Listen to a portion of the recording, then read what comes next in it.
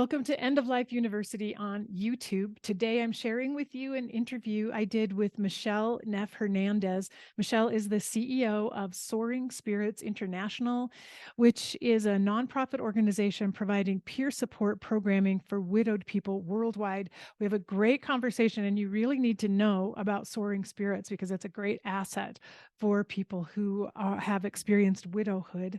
So stay tuned and take a listen to that. I want to tell you in advance, I had some issues with lighting, sunlight going in and out behind clouds, and then also a thunderstorm that began in the middle of our interview. So you might notice the light shifting. You might also hear a loud clap of thunder at some point. But so don't be taken aback by any of that. Just listen in to this conversation with Michele. And remember to subscribe to this channel if you haven't already. Also, leave a rating and review for the podcast wherever you happen to listen to the podcast. If you're able to offer a little bit of financial support, you can go to eoluniversity.com/support and make a donation there. I have 3 different options for how you can support the podcast financially. Makes a huge difference to me. Thanks in advance if you consider doing that. So now we'll move on with my interview with Michele Neff Hernandez.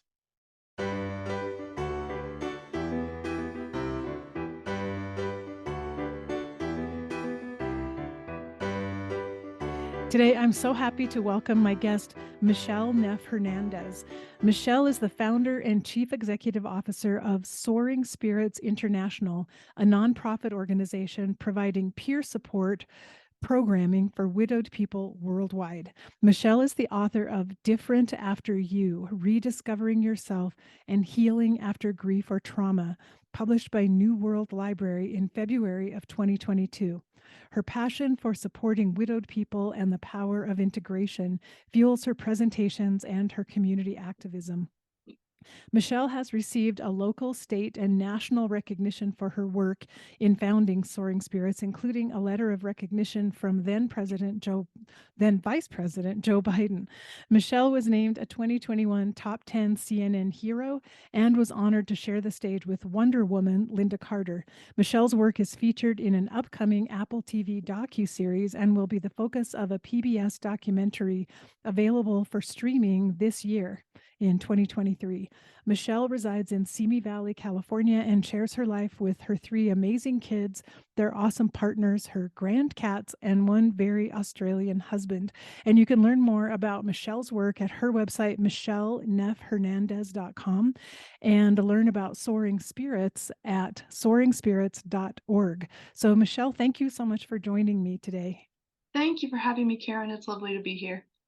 I've really been looking forward to talking to you about Soaring Spirits ever since it was introduced to me. And I looked at the website and was just amazed at what you're offering, the type of support that you offer there, and how beneficial it must be for all the people who are members or participants in your offerings. So I'd love to know more about your story and what inspired you to create Soaring Spirits. Well, it's one of those stories I often tell people I feel like I fell into this on accident, and in part because when I was 35 years old when my husband was hit and killed by a driver in a cycling accident. And we had a blended family of 6.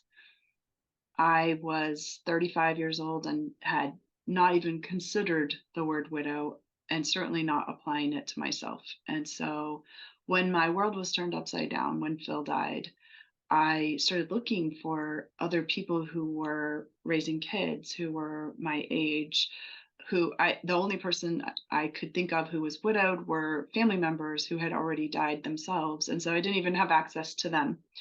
So while I was really well supported, I had an amazing community, a wonderful family, nobody was widowed. And so everybody, including myself, kept thinking, is that normal? Is that normal? And we just didn't know where to ask the questions that were coming up for me, like, how long do I wear my wedding ring? What do I do with all of his shoes? He had more shoes than I did. Phil was a very big shoe collector. And so there was this massive collection of shoes. And every time I moved a pair of shoes, I cried and I didn't know how to make my way through that. And I thought the only people I can think to ask are other widowed people, but where do I find them? And so the short story is that I sort of went on a personal um, pilgrimage to find other widowed people and ask them the questions that were like my burning questions, which there turned out to be 50 of. And I was fortunate to be able to connect with about 30 widowed people who were willing to share their stories with me. And at the end of that time, I thought, gosh, I wish I could get all these people in a room together. And that became in my brain logistically complicated. But then I thought, what if we could make a community where any person who's experienced the death of the person they thought they were going to spend their life with, could more easily find people. And so over a period of about 3 years, Soaring Spirits was founded to help widowed people heal in community, to offer them resources that were custom designed for widowed people, for the widowed experience, and that would offer a broad enough community of people that when someone comes, you're going to find somebody that you have something in common with, and that seems to have really resonated with the widowed people that we have been honored to serve. And it's such a good reminder hearing your story that as we're grieving, and especially for people who are widowed, it makes a difference in your journey and somewhat what age you are and what stage of life you're in are. And you were young, and I've had younger people tell me they tried going to a local bereavement group, but it was filled with people who were much older than them, who couldn't quite remember or relate to what's it like to be in your 30s and be widowed and have children at home that you're trying to raise. And so I think it's such a good point that we need a huge variety of bereavement opportunities for people so they can find people in a similar place to them. Well, and that I think was what was so interesting to me, because after Phil died, I also tried to access local support and had the same experience of having everybody in the room be much older than me. I didn't find anybody who was at parenting grieving kids. At the time, I mistakenly thought I wouldn't get any support or help there. Honestly, I didn't even go in. I looked in the window and was like, nobody looks like me. I can't. It took starting Soaring Spirits, and in particular, one of our programs, which is called Camp Widow, brings together people from every walk of life, all ages, all genders, all relationship types, all ethnicities, to come together in one space, learn, communicate, share space, share stories. And it was in that community that I realized I probably could have gotten some really valuable support.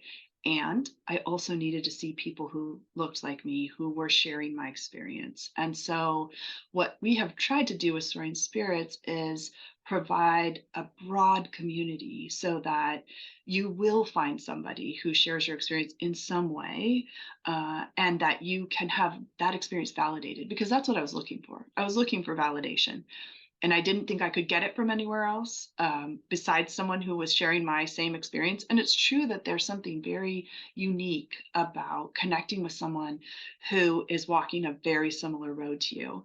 And there's also something uniquely valuable about connecting with someone who's walking a very different path, but having the same experience. And so I've learned so much from our widowed community. And what we do at Soaring Spirits is try to ask the question, what do you need?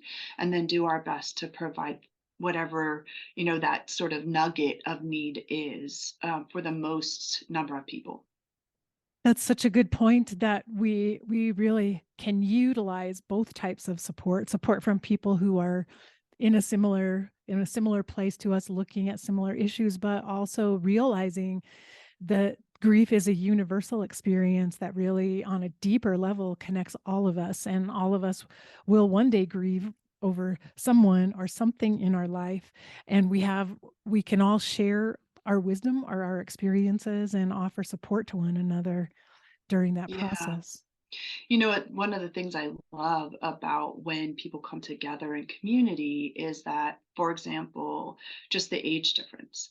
Are widowed people who've been married a longer time, who have spent more of their life with their person, report that when they meet our younger widowed people who had much less time, they that perspective feels to them like a way of saying, wow, I got a lot of time and I'm so grateful for it. And I can't imagine how hard it would be to have missed out on all of the things, raising a family, buying a home, like any of the life experiences, travel, all of the things that are kind of life milestones. And then on the flip side of that, our younger widowed people report that when they meet an older widowed person who's had a longer time with their person, they are like, wow, what must it be like to have the person you spent your entire life with, no longer physically part of your life. And so they provide each other with this beautiful perspective, and both parties walk away thinking, wow, like I feel really grateful for what I've had, and also I can really relate to why this would be so hard for you. Mm, wow, really beautiful to see that realization for people in both groups. And related to that, just this morning, my husband and I was telling my husband about Soaring Spirits and that I would be interviewing you. And so we were talking about, that scary topic sometimes about, wow, what will it be like for each one of Mhm. us if whoever dies first. And we were both of us have had our parents die, and we talked Yeah. about that grief process because we lived in different states than our parents. We didn't see them every day. We felt a strong connection to them, but it Mhm. wasn't on the day-to-day level. And we were saying, like, wow, like we spend 24/7 together. We're together all the time. We do Yeah. everything together. So absolutely every experience in your life Mhm. changes because the partner that you shared it all with is no longer there. And that's huge just to contemplate that. Yeah, it really is. And I think actually it's one of the reasons why so often people walk into the widowed experience utterly unprepared, because we don't like to think about the eventual death of the people that we are that we love so much and that are such a key part of our lives. And so, for me, like I said, I was 35. It never even occurred to me to think about when we might die. It felt like that was forever from now, and no, there was nothing to think about. And so one of the things we hope to do is that when people interact with soaring spirits, especially people who are not widowed, that they feel like we can be a resource for the people around them, that they better understand the widowed experience as a whole. And the byproduct of that is that if they themselves become widowed, through the education that they received in supporting other widowed people with the resources of soaring spirits, they themselves are better able, should the time come for them, to know where to go for support and to understand sort of a bit more about what it's like to be widowed, because typically we don't like to talk about that. That's so true. And if you're part of a couple's friend group, the friend Mm, group gets altered as well by mhm, the death of one member of that group. But I can imagine how sometimes then the couples may leave out the widowed person at times because they don't know how to include them without their spouse being there. And I can imagine that's another form of loss mhm. for widowed people. Well, I had one of my early interviews. I was at the time I was interviewing her, I was 36 and she was 75. And I thought, oh, this is going to be a great interview. It will give me a chance to practice my questions. We're probably not going to have that much in common. Um, she ended up being able to complete my sentences. We had so much in common. It was my first real experience of recognizing the perspective that can be brought when the other person you're speaking to shares your experience, but with a totally different angle. But what she told me was that she and her husband, they were married 53 years, and they had a friend group that they had had for 40 years. They had been friends for 40 years, and they'd been having dinners together, holidays together, all of the things. And she knew that there was an upcoming regularly scheduled party. No one reached out to her. And so she thought, wow, I wonder if there's like, canceled or what happened. So she called to ask about it. And she was told that seats was an awkward number. And so rather than have an odd number at the table, they had decided that they'd invite her to the next thing where it wasn't a table setting for 8, Wow. Oh my gosh. right? That's just like that. That's just a knife in the heart. Yeah. And, Wow. here she is alone, dealing with her grief, longing for her partner, and every other part of her life has been changed and she has no control over it. And here are the people that she thought, not only are they the people with whom she spent holidays for as long as she can remember, but also they're the people who uniquely miss him too. And so they not only robbed her of the opportunity to be supported by her community of friends, but also they robbed themselves of the opportunity to grieve their friend in community and move through that together. Because that empty eighth chair at Yeah, the right? table would have been the Yeah. perfect opportunity for all of them to tell stories and remember and just support one another. And so you're right. You're right. They missed out on something that would have benefited them as well. But I'm sure that's so common in our society because we're so unsure of how to deal with grief that we tend to just avoid it if we can. All Ra- costs. yes, rather than plan the dinner party, invite Yeah. people over, Yeah. have the scary conversations. That's one of the things we hope to do. One of the key values that Soaring Spirits operates under is the sort of intention of acting as a force for good for widowed people in the world. And the way that we do that is by opening the door for conversations just like this one. So I'm always so grateful to have the opportunity to be on your show and to talk with you and your community, because that gives us the chance. As a seasoned widowed person myself, I've been widowed for 18 years, so I can answer questions. I can share my story. I can talk. I can share other people's stories so that someone who might have considered not inviting someone. And here's the thing: I always like to see the best in people. So I'm going to assume that one of the reasons why they didn't invite her is because they didn't want her to feel awkward. And they thought that the best way to avoid that for themselves and for her was not to invite her. And so I want to be the one who represents for her and says that to everyone who's listening, so that when they have the opportunity to consider whether or not they would invite the widowed person, they can at least make an informed choice and know how badly that hurt her and how much she wanted to have something normal, just could have one normal thing in my life, because everything has changed. And this isn't going to be normal. I'm recognizing that. But at least the people that I have spent my life with at this certain time of year, I could still have that. Can I still have that? And, I think it's also true that we're humans and that we are only able to do what we can do. And so I also like to say to people, when you're interacting with a widowed person, be yourself. If you're terrified of having a grief conversation, you can say that. Or you can, instead of being the one in front of the person trying not to have the conversation, offer an act of service instead.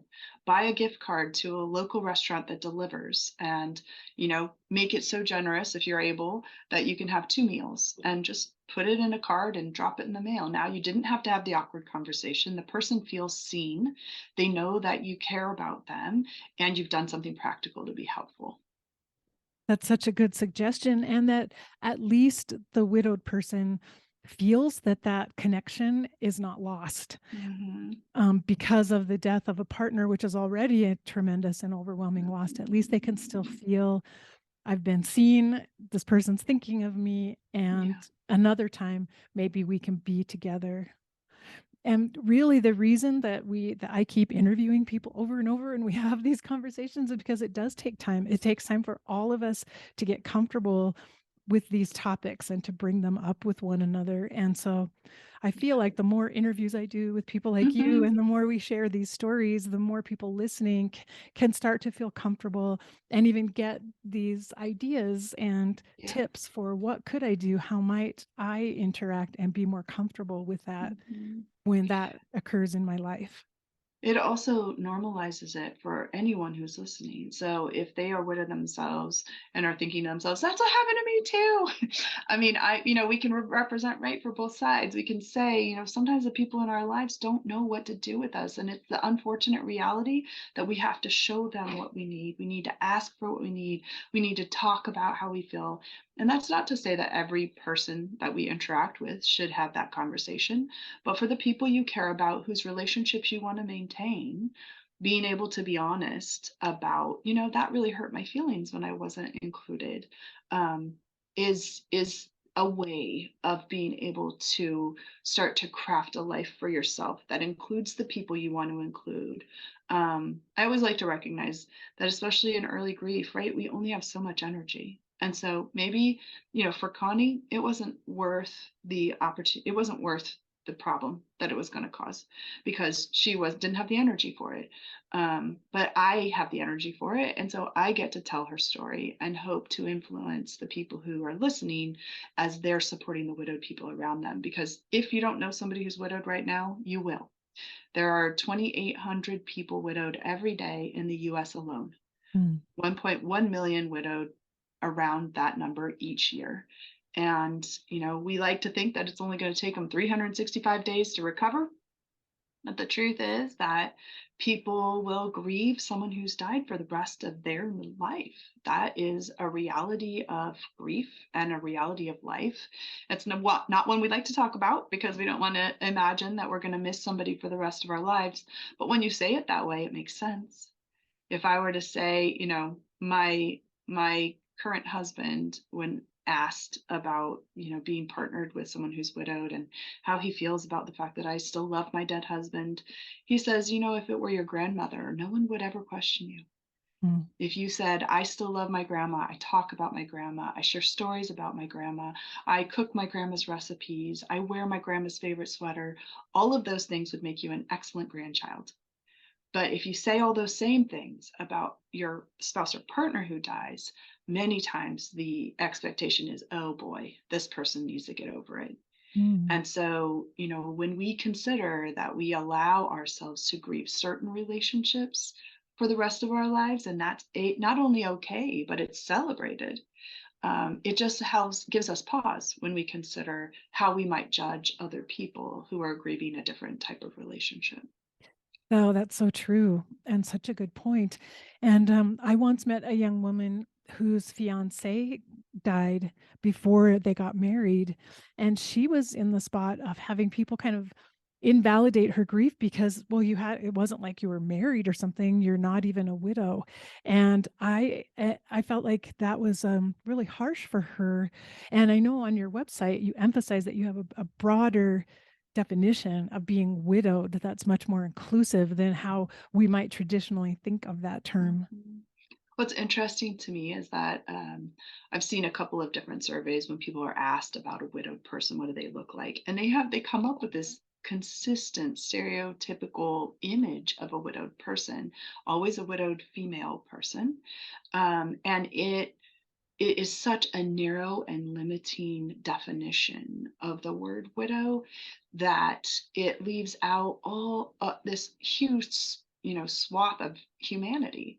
And so for Soaring Spirits, we have been from the beginning very clear that if the person you thought you were going to spend your life with died, you are welcome in our programs. We recognize you as a widowed person, and we will not only validate your grief, but provide you with tools and resources for language to use with your other people in your life, to give you a place where you can be recognized. The LGBTQ plus community, since it's Pride Month, I'll just call them out because they so traditionally sidelined when it comes to grief related to widowhood. And so I've witnessed the horrible experiences of LGBTQ plus widowed people when they are completely set aside. Their grief is not validated in any way. They're not recognized as a widowed person. And they're left not only to carry the grief they have for the person who died, but the grief on top of grief on top of grief related to the invalidation and to their inability to access support programming and community. I'm proud to say that we've changed that there is a community of support, in particular for the LGBTQ plus widowed community within the Soaring Spirits umbrella. There's both custom support and then they're broadly welcome in every single one of our programs. And so our definition of widowhood is really a tenet of the service that we provide, and it helps to determine, we're always asking who's underrepresented and how can we provide additional support to this portion of the widowed community. That's just so essential in terms of changing how we view widowed people and how we open up and make ourselves available to people, remembering all the people who have had this experience of losing someone that they intended to spend their life with, regardless of marital status or any of that. I think the other thing that's interesting is that many times when people think about the widowed experience, they imagine only the person, right? The individual who is impacted by this death. But here's the truth: if this individual is unable to access meaningful help and find healthy ways to process their grief, to integrate their loss into their life, not only are they impacted, their families impacted, their communities impacted, their workplace is impacted, their neighborhood is impacted. We pretend that a death stops with the person who's whoever that we judge to be most significantly grieving this person. But the truth is that the inability to recover in a healthy way and make our way through a grief process is not only about the single person. It is about our communities as a whole. And what we see when grief is not processed in a healthy way, that all of the complications that come with complicated grief extrapolate out into communities, into families, into children's lives. So it's never just about the one person. That's so true. And I love that Soaring Spirits creates community for people who are widowed and grieving. But I think it's such a great resource and provides so much education to improve the community where people are living and to make others in that community more able to respond and be there and be present for those who are grieving. That's one of the ways that we feel that we can best impact, our widowed people's life satisfaction, right, is by helping them, people around them, to better support them, because the more they know, the better able they are to show up, again, being yourself, being who you are. If you're not the talker, then you don't have to talk. Like, in fact, I encourage you not to, unless that's an area of growth for you, and then please feel free. But I say that because people often assume they have to be the one to be in the midst of it, talking and being the one to, if I'm going to support my person, the only way to do that is something that makes me extremely uncomfortable. And when we're extremely uncomfortable, right, that's when we say things, that we think to ourselves, oh dear, why did I say that? Or, that's when and again, even if you made a misstep, even if you said something and thought, oh, that was awful, I shouldn't have said that, just apologize. Say, I didn't know what to say, because the truth is the widowed person doesn't know what to say either.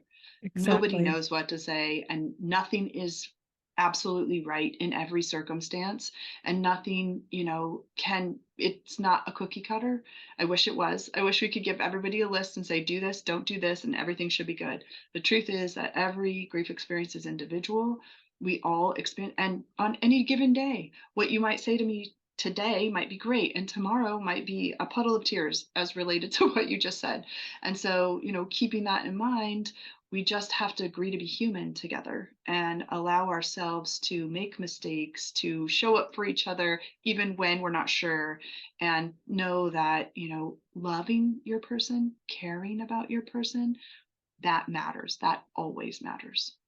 That's so true. And I always emphasize, at least for me personally, when I was grieving, I got a lot of comfort for people who showed up and didn't say anything, who just Mhm. came and they were there, and it was clear they didn't know what to say, but I almost felt relieved, like, good, because then I don't have to figure out what to say to you. Mhm. We'll just sit here for a while Mhm. and you're with me. And they've shown up in the best way they possibly could and let me know how much they care. And so I always emphasize, don't be afraid of saying nothing. It's all right. It's, Mhm. Sometimes it's best. yeah, definitely. Definitely. Because I think if we put too much emphasis on be sure you say the right thing, we might even discourage people from showing up because they're still trying to figure out what should I say when I get there. And if they don't know yet, they may delay showing up for someone Yeah, for while they're trying sure. to figure that out. And I yeah. often tell people that I felt like I was in a bubble, and that the space that people created because of their own discomfort, right, that made my bubble bigger and bigger and bigger until I was this tiny person inside a very big bubble, and everybody else is standing around the bubble looking at me because nobody was willing to step in for fear, right, often of saying the wrong thing, doing the wrong thing. And so there's just there's no one right way to do it, but caring, like you said, caring about people and knowing that the people in your life want to show up for you, that matters, even if it's bungled, and even if it's not very graceful, and even if it's nobody knows what to say, so we all don't say anything. You being there tells me you care. And sometimes being able to honor people's boundaries is equally important, right? I said I Yeah. didn't want anyone to come, and I meant it. And so doing the hard work, which is like, oh, I'm really worried about you, I want to be there, I think I should just sit and look at you, and I don't want anybody to look at me. Those are the times too where being able to just have those open conversations can be the best path forward. Mm. That's such a good point. And I saw on the website that you talk about the widowed time frame Mm. and have different resources for people at different places kind of along that timeline of grief. And I thought that's also really important because, well, for one thing, because we'll be grieving for the rest of our lives, but things may change, our needs may change as we grow older and get further from the loss. So I wanted you to talk a little bit about that time frame. I'm so glad you brought that up, because it also helps to address that kind of sentence, right? We're going to be grieving for the rest of our lives. Because a lot of times people hear that and think, oh dear, like this is not the right organization for me. If that's what this is about, I'm out of here. And I like to be clear, we're always going to miss our person. There's not a world where you say, oh yeah, I'm good. He died and I'm fine. There are always going to be times when you think, gosh, they would have loved this, or I really wish they could have been here to see this, or I wish I could share this with you. And so we developed a resilience center, which is a research center based on the campus of Schreiner University in Kerrville, Texas. The purpose of the center is to study resilience in widowhood and to identify the ways in which we can best support people building a new life for themselves in post loss. And one of the things that came out of our research was the very distinct needs of the different stages of what we call time frames of widowhood. And so I like to think of it as the arc of the widowed experience, which begins when your person dies. For some people, right, they'll have had anticipatory grief, and so they may see that some of this anticipation has begun, but we really define it from the point at which your person dies. And the first time frame is newly widowed. We consider anyone who's been widowed a year or less to be newly widowed. And what that means is you've not yet walked through every single one of those early firsts, right? Um, and yet, I always like to tell people or remind them that you won't ever be able to walk through all the firsts, because they'll be firsts for the rest of your life. As long as you're alive, they'll be firsts. But that initial year, that very first 365 days, that includes a lot of firsts. And so, newly widowed time frame is, you're still in shock. Often you're trying to figure out how you are able to even live through what's happened to you, and how you create a life outside of the partnership you had with this person. And so that requires conversations about how to manage intense feelings, anxiety, how we address sleep, what do you do with their things. There's so many portions of like just questions that need support specifically for that time frame. The next time frame though is recently widowed. That's 1 to 3 years. And so yeah, you've made it through those first early 365 days. And then you woke up on day 366 and realized, oh, yeah, this is still my life.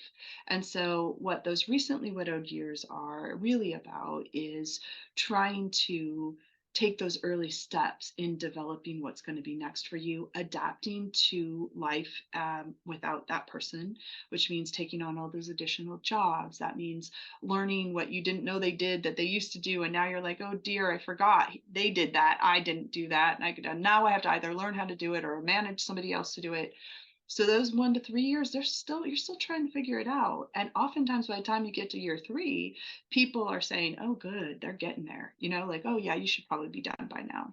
3 to 5 years, we call that the middle years. And those are really the rebuilding years. What do I want? Who am I? I can do this. I've just proved it. I've proved that I can live 3 years, in this widowed life. What does that mean for me though? And what do I need to have a meaningful and happy life? And then the last stage for us is 5+. Anyone who's been widowed more than 5 years, we call that seasoned widowed. And for seasoned widowed people, they are rebuilding a life. And guess what? Their widowhood impacts it. And so, who else would you turn to in times, for example, you are in a new partnership and your kids hate it? They don't want anything to do with this new person. Who do you talk to about that? We want to create a community where you can come back to your widowed community and be like, blending. Let's talk about blending.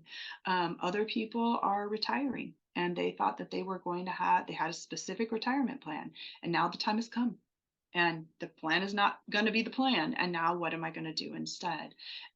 Many times it's also a matter of, it's been 5 years. I thought I would have, and there's a fill in the blank element to that. And so there's a lot of judgment, self-judgment, and a lot of trying to adapt to what's new in your life and the changes that have happened over these past 5 years, self-reflection, inventory. And so for our seasoned widowed group, there's more talk about the future and also how your person fits into that future, because that's one of the key elements that we have learned in our research that's necessary, is that we have to find a place for that person. They have to have a place in the life we build in order for us to integrate everything we've experienced, both with them when they were alive, through the experience of grieving them in their death, and then into creating a new life in which they will have a part, but a different part. So those are the time frames that we address all of our programming around. I really like that because it reminds us, for one thing, that our needs do change the further away we get from the death itself. And it also reminds other people around us that, first of all, this is a longer term process. It's not going to be over in 6 months or 1 year. But that the people we love who are grieving will have different needs at different times in their lives, but what to recognize, they're still in this process of, I like the word integration that you use, of figuring out, how do I integrate this into my life? And that takes time. That's like, And as you there's said. no way but to do it with time. And people will love for us to do it faster, including the widowed people. I mean, more often than not, widowed people are the ones judging themselves. I thought I'd be further along. I thought I would be happier. I thought I would have figured this out by now. And so when you come together in community and you realize that there are common themes among these time frames, it validates that it is rated as the most stressful life experience, the death of a spouse or partner.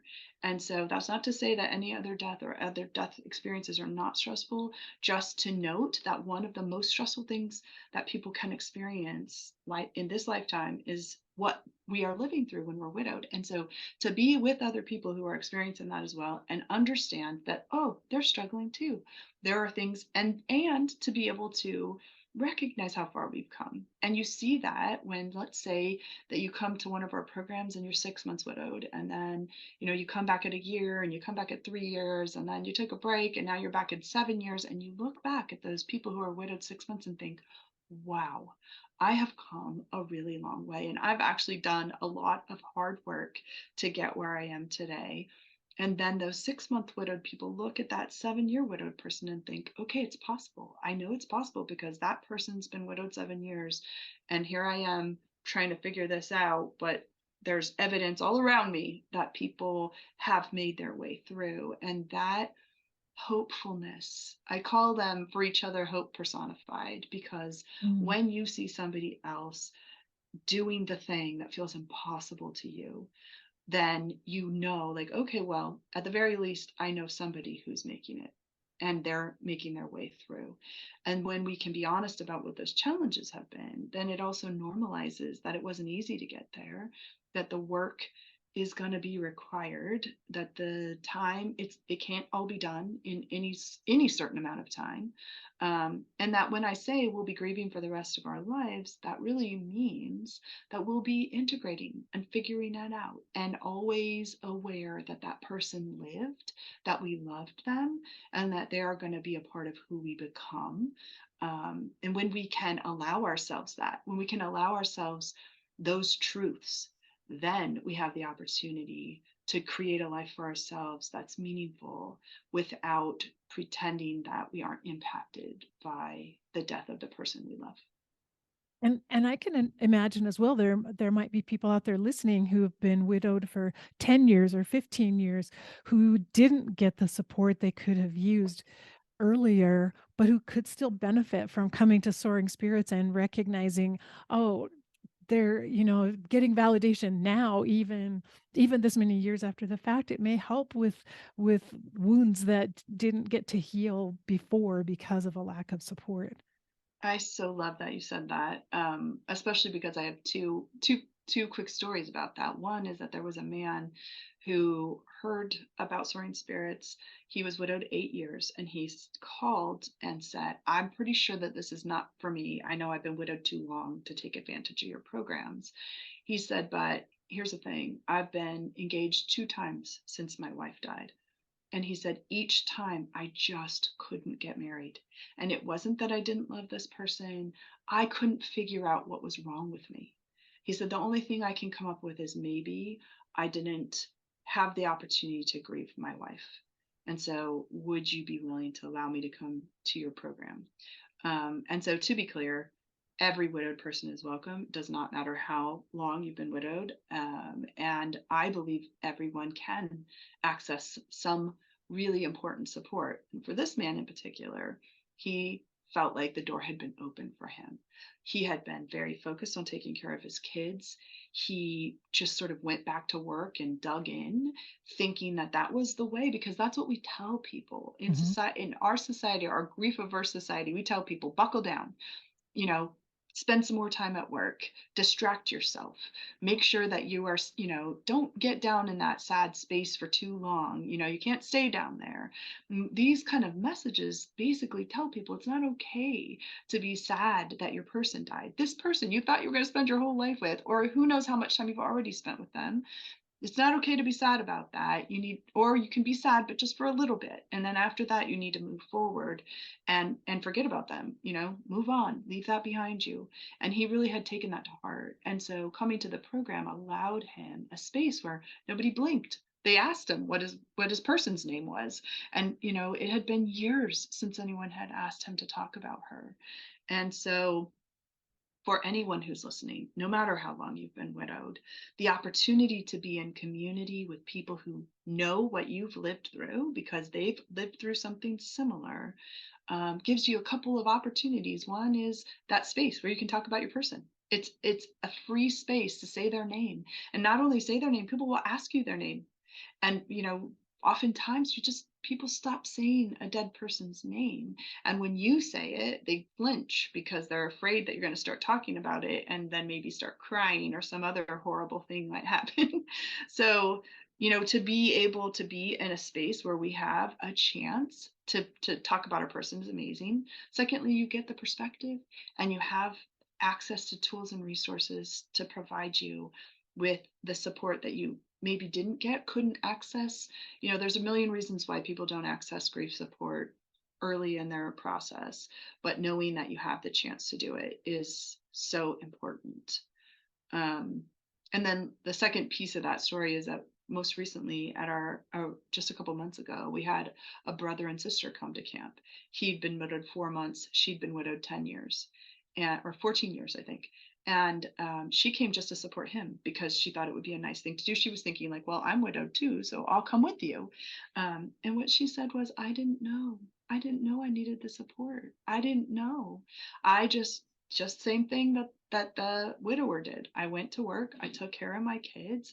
I did what was expected of me, and I basically pushed my feelings down because I didn't feel like I had a place to process them. So if you're listening to this and you are widowed at any time for however long, you are always welcome in Soaring Spirits programs.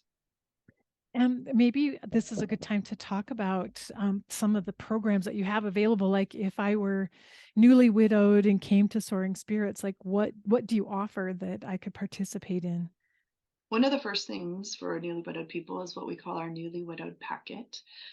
This is a packet of introductory information that can be requested. It's free to the end user, so any widowed person who requests it for themselves, which they can do online at soaringspirits.org. There's a big blue button right on the front page of the website that says request a newly widowed packet.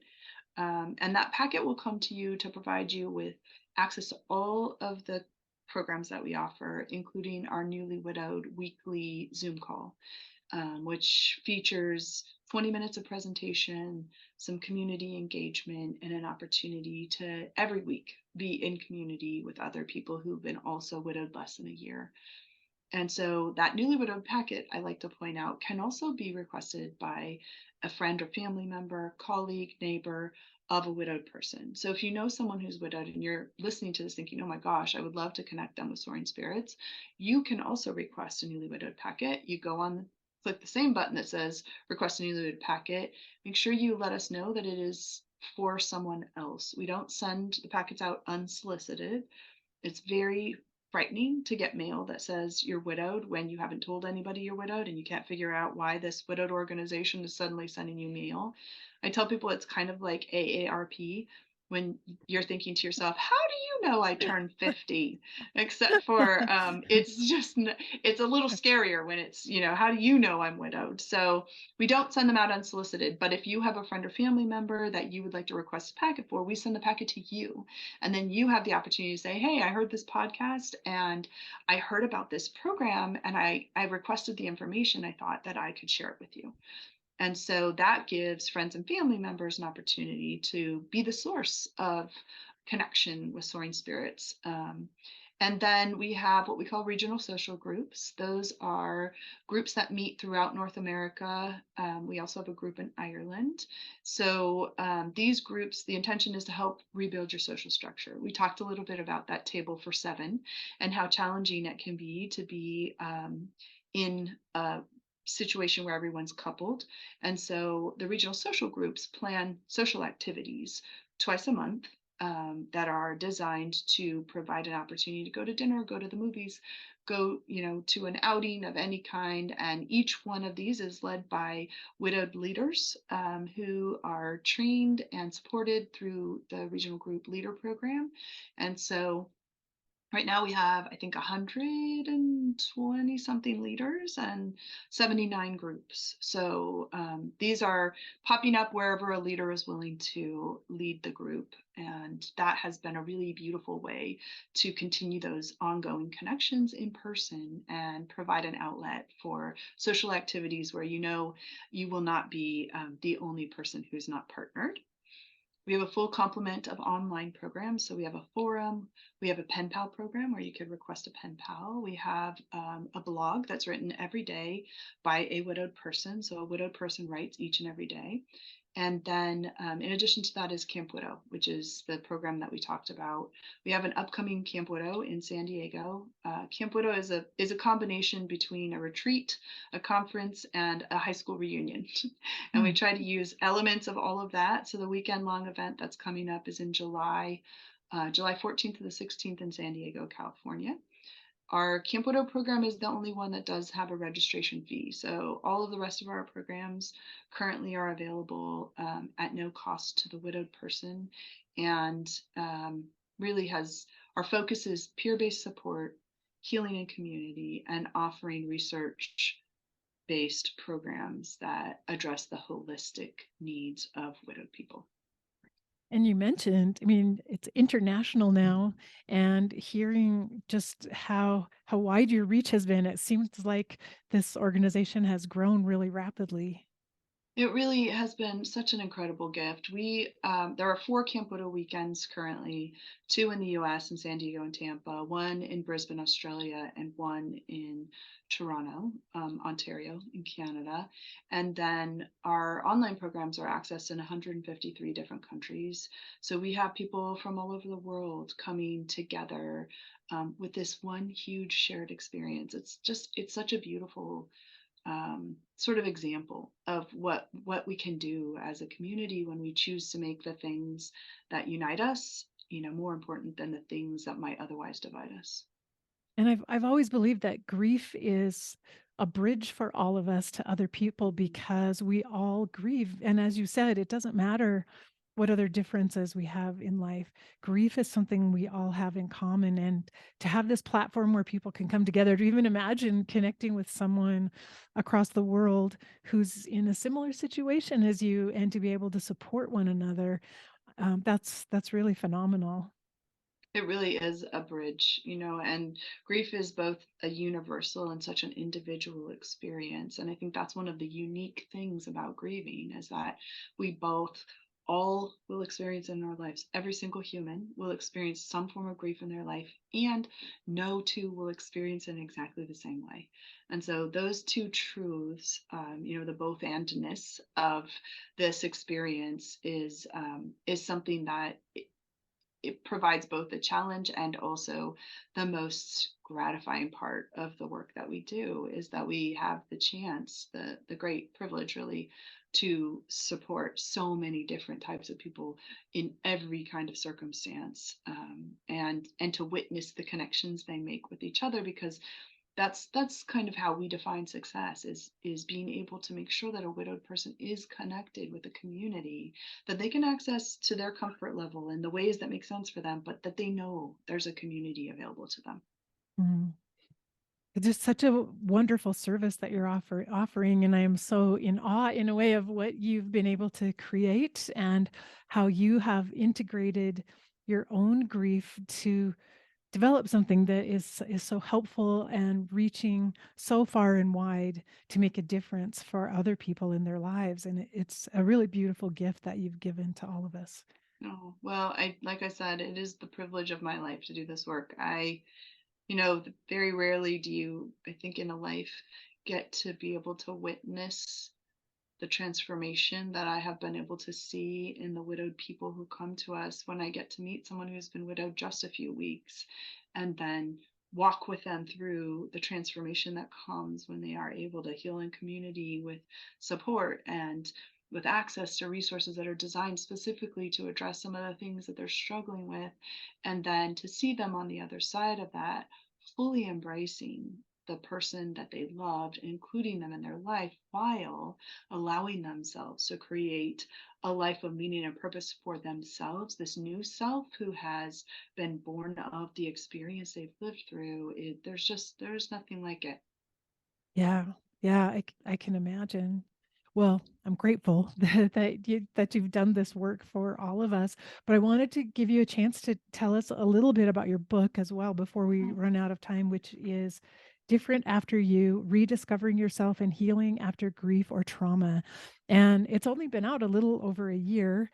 So I Yeah. wanted to give you a chance, just tell us a little bit about what's in the book and who's it for and how we might benefit from it. Well, I appreciate the opportunity to talk about it. I This book is a love letter to anyone who's experienced a trauma that's changed them. And so, in the early stages, as when we talked at the beginning of the episode about me interviewing other widowed people, my intention at that time was sort of to collect all of those stories and put them into a book. And then I got sort of shifted my focus to building this community and really thought that the book thing was going to be in the past. And but what kept coming up was that I had learned so much from the widowed community that I felt not only could widowed people benefit from, but anybody who has experienced a trauma that changed them, whether that's grieving a different type of relationship, whether that's a traumatic illness or accident or crime or violence. Like, there are so many things that we experience in our life that fundamentally change us, and our world tells us that the way that we could be successful, the way to successfully heal, is to go back to being exactly who you were before. And that is impossible, because we are changed by the experiences that we live through, in particular, the experiences that are difficult. And so this book is it's a step by step kind of way of looking at how you've been changed and helping to identify how you've been changed so that you can build something, a meaningful life for the self you've become. And not only that, but owning that self, being proud of that self, feeling that you are 100% in your skin, and that you know who you are and what you need to live a full and happy life.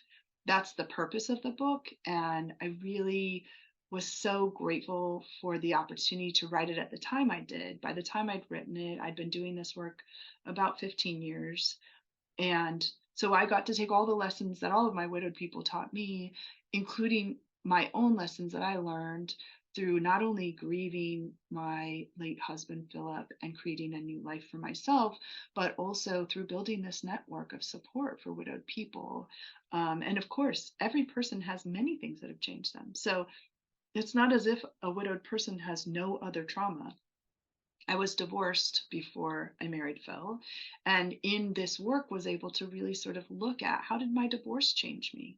What did I need next after that experience? And so then, of course, how did my widowhood change me? And how did many of the different life experiences that the people I've met change them? And what did our world tell them?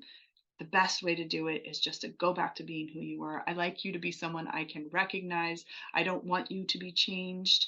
And so I really wanted to address that message and replace that with the opportunity for people to fully immerse themselves in the idea that they had been changed, and then to spend some time discovering how have they been changed, what is different, and then address how they might build a life for that new and amazing person who made it through something really difficult.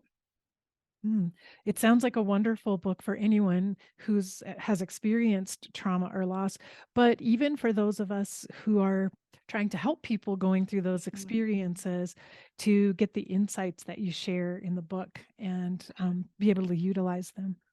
I have the feedback from the book has been really just lovely. I mean, just fills my heart to know that people can sort of see a way through by taking the time. I always tell people, the book was intended to sort of take it in chunks as you're able. So, read one chapter, sit with it, think about it, be in it. And if you're struggling with it, read it again, because it's really about being able to kind of allow yourself the time to sit in those spaces.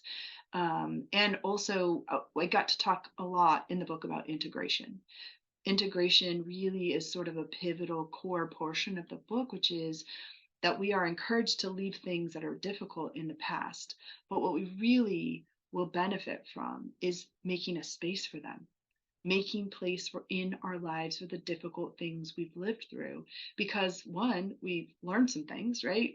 We've made our way, which means there are tools, there are resources, there are things that you don't want to lose about it. And two, you are able to gain confidence to face future difficult challenges when you allow yourself to integrate the ones you've already made your way through into your new version of yourself.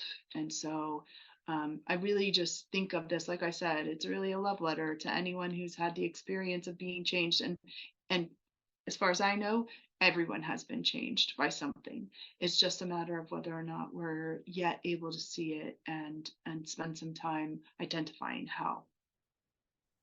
It's so nice to have the book available as an option, because there are times when reading is the perfect thing, when you maybe don't feel like talking to someone else or connecting to another person, and reading, even as you said, just a little chunk here and there might be the perfect thing. Yeah. So I'm excited to get the book. I think it's Awesome. a wonderful tool to have. And so I'll remind listeners they can learn more about the book at your website, right? Michele with Yep. one L, Michele Neff, Neff Hernandez.com. And then go to soaringspirits.org to learn about Soaring Spirits. And I'm only imagining there's so many people out there who could benefit from Soaring Spirits who may never have heard about it before. So I'm hoping the word will continue to spread. Everyone listening probably knows someone, as you said, who has been widowed, who could use that recommendation. So I love that. And I'm like I said, Karen, thank you so much for having me today. It is a joy to be able to share the work of Soaring Spirits. And I like to say to everyone listening, hold on to this in your back pocket, because there's a time when you will have the opportunity to share it with somebody, and you get to be the person who connected them with their community. And in my experience, all of our widowed people can tell us where they found us. Somebody, if it was a person who gave it to them, they know who it was. And so it's such a beautiful way to be able to provide support in a situation that often feels helpless, that you aren't sure what to do, not sure how to help. This gives you some tools to be able to do that. exactly, this might be the most beautiful gift that you could ever give to someone Yeah. who's going through that experience. Well, Michele, thank you so very much for joining me here today. It's just been a pleasure to talk to you, and I'm just so thrilled with what you're doing and so excited to learn more about it. So thank you. Thank you so much. I hope you enjoyed my conversation with Michele. I really enjoyed talking with her and learning about all the resources available at Soaring Spirits International. Be sure and check out the website. Also, check out her website, michelleneffhernandez.com, to get information about her book. So I'll be back with another interview next week. And until then, take care. Bye bye.